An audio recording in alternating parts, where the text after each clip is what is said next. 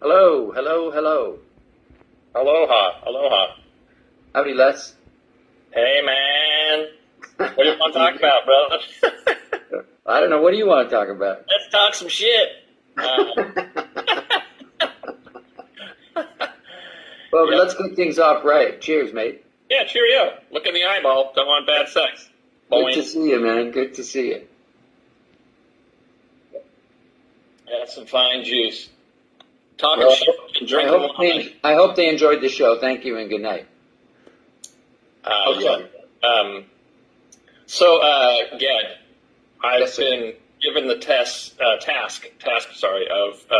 they said moderator. So here I am with my Herb Tarlick moderation jacket, and I'm going to try and drink in moderation because I'm a professional. You see, I'm a professional. Okay, good. And I'm about a little over halfway through your book. That is a big bastard of a book. That's a big old son's of a bitch.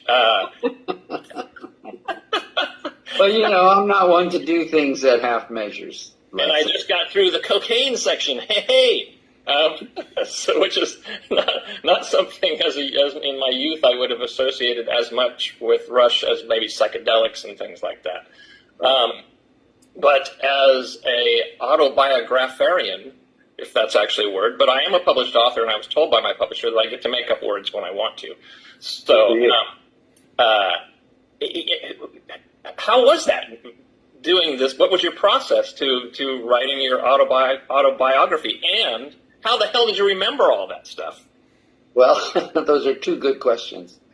Well, how I got started, first of all, I really never was very interested in writing a memoir or an autobiography because much like yourself, I'm always a guy who wants to do new things. I didn't want to look backwards. And but a couple of things happened to change my mind on that. One of them, of course, was the loss of our good friend and my bandmate Neil. Shortly after 2020 happened.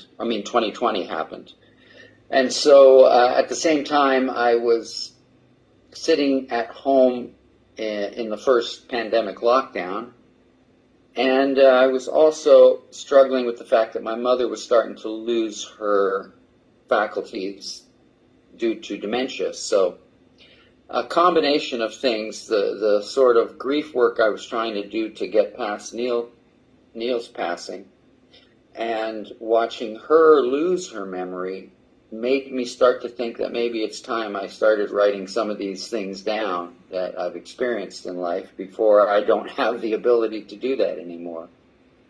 And that sort of coincided with, my writing partner, Daniel, who Daniel Richler. Yes. When we both came to see you to interview you for my big book of bass, Daniel kept sending me little stories about him and his dad. His dad was the great Canadian author Mordecai Richler, and a very revered fellow in this country and I think across the world. And he was, to keep himself busy during the pandemic, he was writing little stories down about his memories of his dad, and he would send me one, and then he would challenge me to write something down about my dad. And so we started with this back and forth, something he called evocations. But I think he was just duping me because he knows me, and my stories were getting longer and longer. And he finally said, well, from what I've seen of the books so far, there's not a lot about your dad. You didn't get to experience a lot with your father. No, it's true. But what he spurred in me was the idea of writing about my life. And so the stories I was writing were getting longer and longer.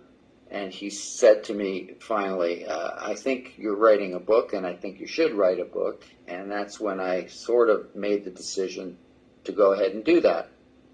And at the same time, I knew that I was really quite perturbed by Neil's passing, and I was having a hard time moving past that. And I thought perhaps looking at my life looking backwards, even talking about the things that my family went through during World War II, which were stories of the Holocaust that I grew up around, and the eventual passing of my father when I was 12 years old.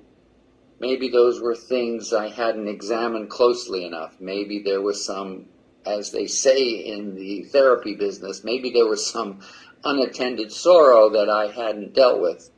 Because in many ways, when you lose somebody in your life, you kind of lose everybody all over again that you've lost. It's kind of a river of grief that flows alongside your subconscious, I think. But anyway, so I started down that road. And how did I remember things? Well, it's a good question because, I'm a hoarder, as you know, and I kept a lot of photographs and mementos of my years with the band and before the band. And so whenever I was stuck for a memory, I would look through my stuff and something would go, oh yeah, I remember that gig. Or look at Al, he's in his underpants here, he drank too much. Or well, we all have those photos. Yeah, his underpants. That's a whole nother book. Most certainly.